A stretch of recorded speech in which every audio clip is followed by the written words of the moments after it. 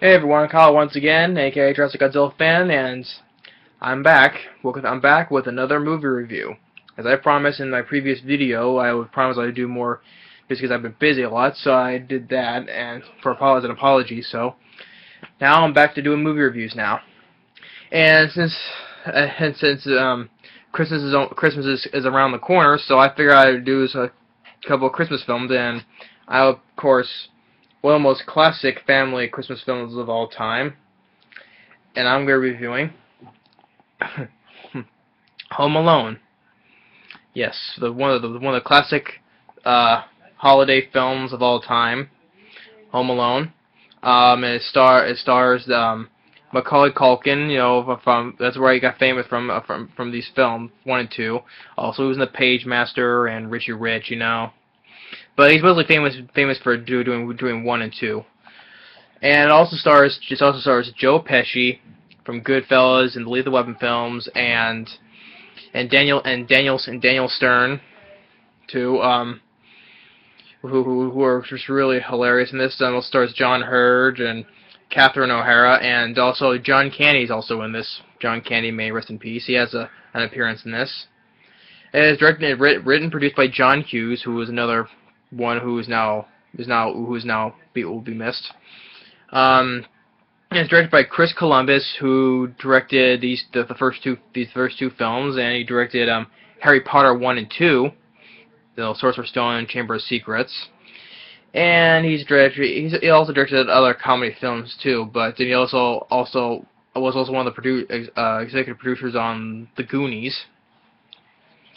So, but I would say this is a really great, one of the great family films, also for great Christmas film too. You know, so for those who've seen, pretty much everybody has seen Home Alone. And if you haven't seen it, you already know what the story is. You know, the story is, this family in Chicago is in this big house. You know, it's a big family. Macaulay Culkin, he's pretty much everybody, pretty much the kids who don't like, everybody pretty much doesn't want nothing to do with him, even especially his big brother Buzz, even the Uncle Frank, the cheapo, who doesn't want to pay for anything, doesn't like him. They're planning on to leave on vacation to what was it? I forgot what place. I forget what place was it. They're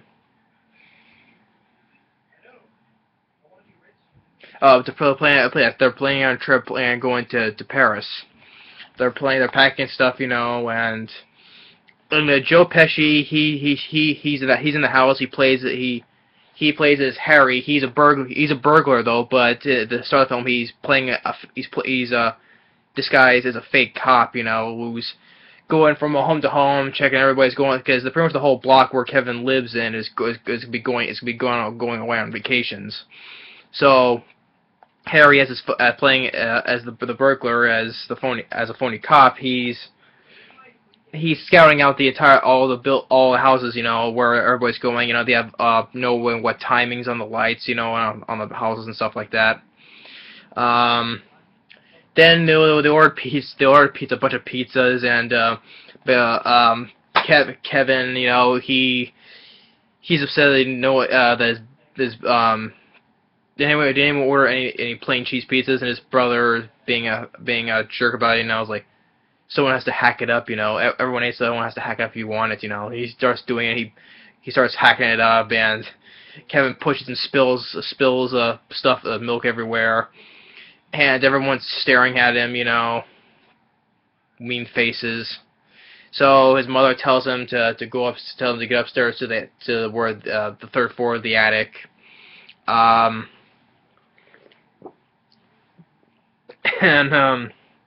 Then when the night the power goes out, and the power goes out, and the clocks are all shut off. It's restarted. Next morning, everybody wakes up. They're all really late, and everybody rushes. They all rush out of the house, drive to the airport, and of course, everything everybody likes, he gets left behind. As I said, if everyone was seeing this film, you know what happens. He gets that's what the title's called, Home Alone. He gets left all alone in the house until his mother finally realizes while on the plane, they forgot about him.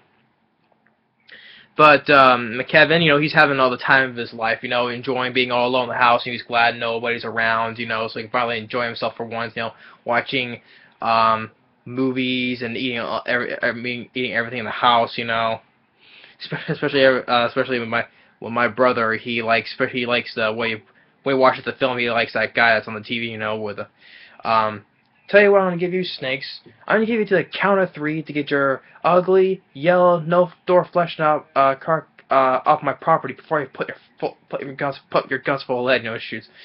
My brother, he likes that guy on the TV. He always makes him laugh, how he laughs. Ha ha ha ha ha. Then also, he tries to go sledding. He's from the top of the stairs, out the door.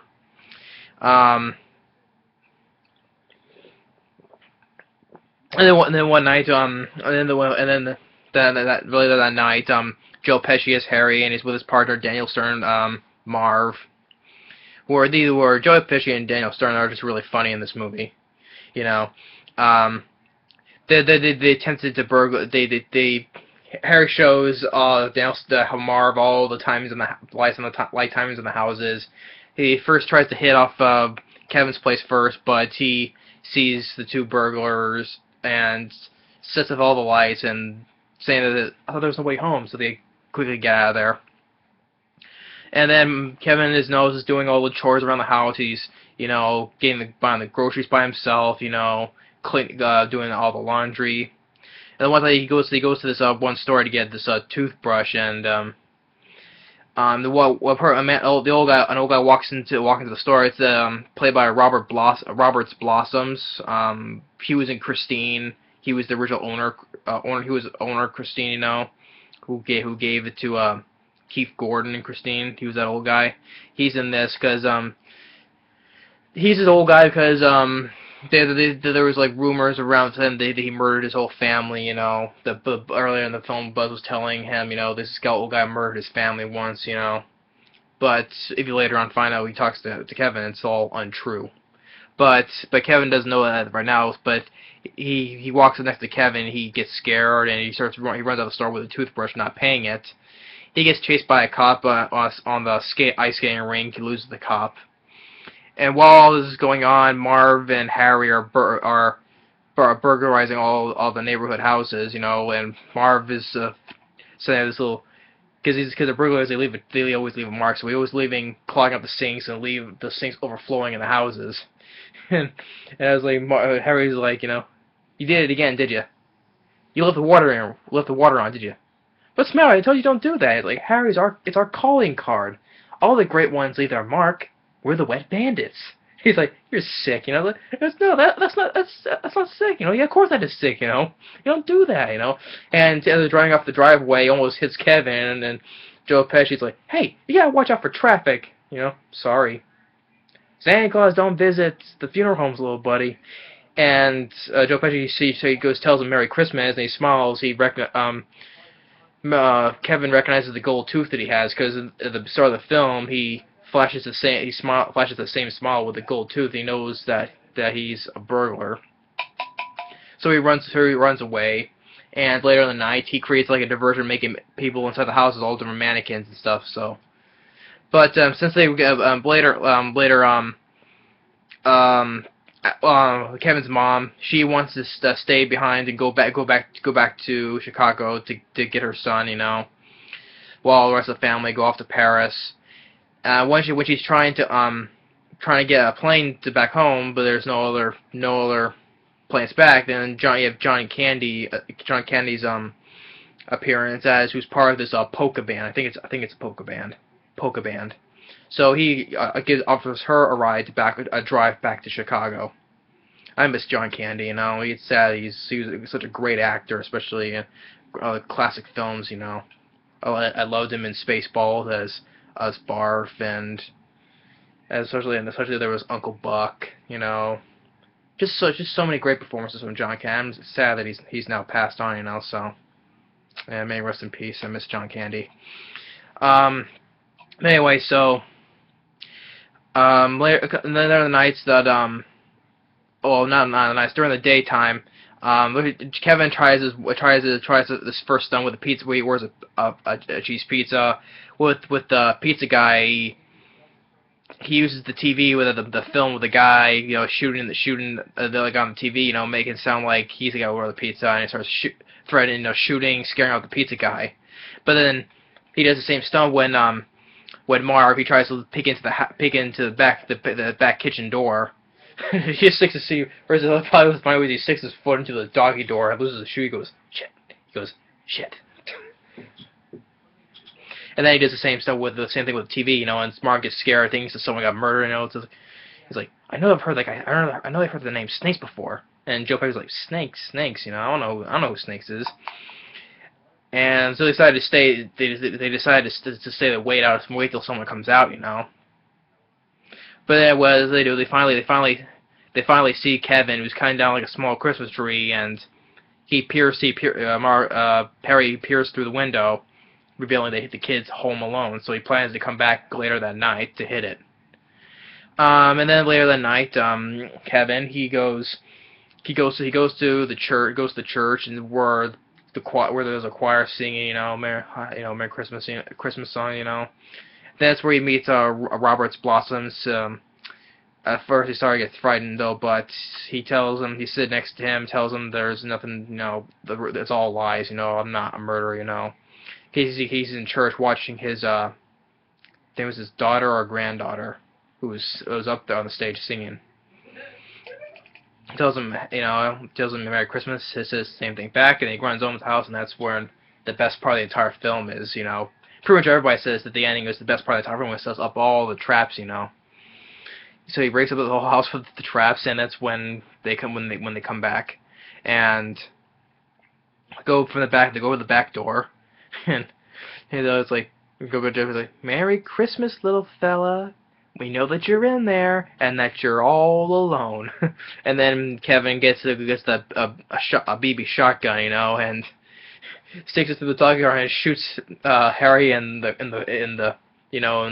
groin area. And he's like, oh, and he just does like, fire, you know, he just is like mumbling his words, you know, because the reason because Joe Pesci, you know, he's an actor who swears a lot, especially in the Goodfellas and Casino, you know, and the Lethal Weapon films. I think it was just doing that mumbling, stuttering of his words, you know, because he wants to swear a lot, you know.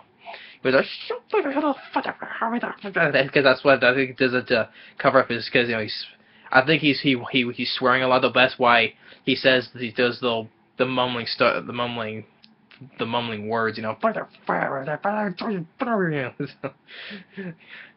And then Marv goes. Of course, Marv is the more stupider one. That's what makes Daniel Stern so funny, so hilarious in this movie.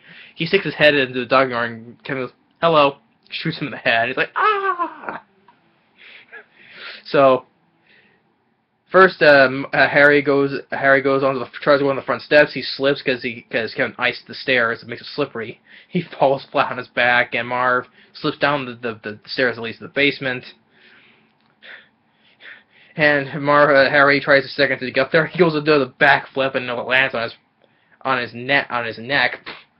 But then Harry gets inside the basement, pulls the light, which is connected to a hot iron, gets in the face.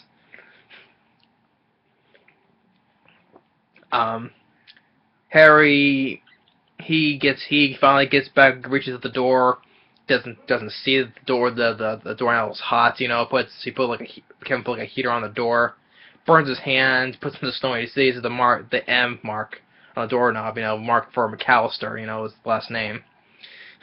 And one of my favorite parts is when Marv he's trying to go upstairs because all the steps are covered with tar, I think. He loses his shoes and his socks, and he sticks his left foot on. There was a nail, and not seeing it. Cringeworthy scene where he just slowly puts his foot down, and the nail's going into his foot, and he just screams loudly, falling out. Ah! Mm. This makes you cringe every time you hear that sound, the nail go into his foot. and then Harry goes back to the kitchen door, and he opens the door a little bit, and the blowtorch burns his head.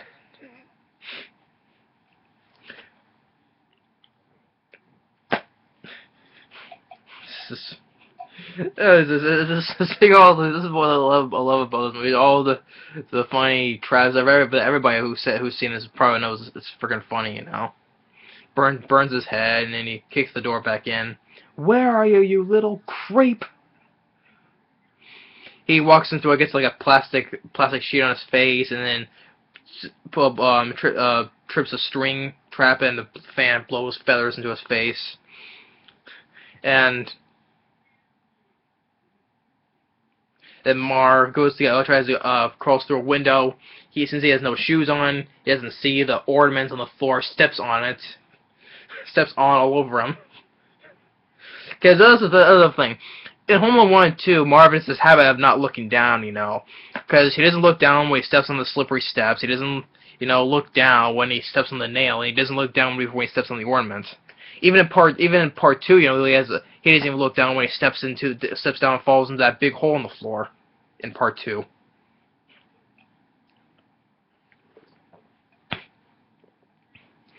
And then Marv sees they both see each other, like Marv, Harry, why the hell did you take your shoes off? Why the hell are you dressed like a chicken? And they both slip on toy cars on the floor, and then Kevin throws paint cans. Both hits them, and then it's like Marv like, ooh, you're missing some teeth. Where? And my hair's like, where? It's my gold tooth. My gold tooth. I'll kill him. They both go upstairs. Kevin calls 911. Harry trips on this wire, but then Marv, he evades it, and he grabs onto Kevin's leg. But then he sees his brother Buzz, his pet tarantula, because earlier in the film, Kevin tried to climb on his brother's shelves to get some money, and all the shelf falls, and his pet tarantula is out of its tank. So you see from time to time you see the spider crawling around the house. From time to time we see it, and he finally sees it, and he sees it, and he grabs the spider, puts on Mars's face, and just his big girly scream, like, ah! It just makes me laugh every single time. It is every time when he screams like that. So he throws a spider. Actually, throws a spider on Mars and on Harry. And he has his crowbar. He's like, Harry, don't move. And he's like, don't move, Mark. What are you doing? So this hits and misses. It just hits right on his chest. It's like, did I get him? Did I get him? Where is it? Where is it? But then Kevin has a string that goes all the way to the tree house, and swings across there, and he tells him he's called the police, and Harry and Marv they try to climb across the rope, but then Kevin cuts the rope, and they swing towards the brick wall. Pardon me. So they chase under, but he knows he wants to follow him, but they go around the other house, and they fool him. They're like, hiya, pal. We outsmarted you this time. So they're planning to do everything what he did to them. So before that, Roberts Blossoms he knocks them all out with a snow shovel. So then it takes him home, and then the police come and they arrest him. And Marv's like, remember, we're the wet bandits. So they all taken away to jail, and Kevin, like he says, milk and cookies down where all the Christmas presents are. So then he wakes up the next morning. He thought they were all home, but they weren't. But then Kevin's mom appears and tells him she's so sorry. And then all the family comes to the door, and it tells him Kevin tells him everything that he took care of the house, went shopping to the laundry, And Kevin's dad, played by John Hurd from Chud, he finds a gold tooth on the floor, Harry's gold tooth, and says, "Honey, what is this?" And then Kevin looks at the window, sees Robert's Blossom. He sees he's reunited with his daughter, because he said that earlier in the church that they had problems, but Kevin sees them both hugging and everything is okay with them. And then you hear his brother Buzz yelling in the background, "Kevin, what did you do to my room?" Hey. I don't know what to say. Home Alone, I would say, is one of the most classic comedies of all time. It's just really, really enjoyable. If anyone who hasn't seen this film, where on earth have you been? You know, if anyone has to see this, go and check Home Alone if you haven't seen it. Because I'm pretty sure I don't have to say that, because I think pretty much everybody in the world has seen Home Alone. You know. So if anybody hasn't seen it, please check out Home Alone if you haven't seen it, because you're missing out on a great classic. And the film was released in November of 1990. It was the second highest grossing film of 1990. It made over 400 million worldwide. You know, it was a big, huge on I think it was on a $15 million budget. It was a huge smashing hit. And at the time, it was the highest. Grossing comedy film. And yeah, it was the second highest grossing film in 1990 behind Ghost. You know, 1990 Ghost with Patrick Swayze. So that was the highest grossing film in 1990, but Home Alone was the second highest, and it was a really big hit, you know. And of course, it was given a mixed review, mixed reception, which I don't understand why, you know. Especially when it was produced by John Hughes, you know, who with all the comedy stuff, you know. And it was number one for like a lot of weeks. I think it was like 5 or 6 weeks, I think. I forget, but yeah, Macaulay. Because if anyone knows what Macaulay Culkin, besides all the other films, anyone remembers him, especially it's the Home Alone films, Home Alone 1 and 2. I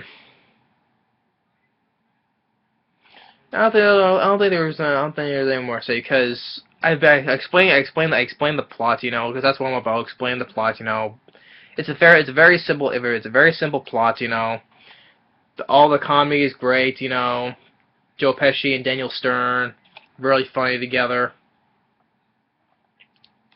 The other cast, John Hara and Catherine Hara, they do good. And there's especially also music by John Williams, you know, John Williams, who's done the music scores on pretty much all Steven Spielberg's films, you know. He even does the scores for Home Alone 1 and 2. I think John Williams even did the score for number 3, I think, though.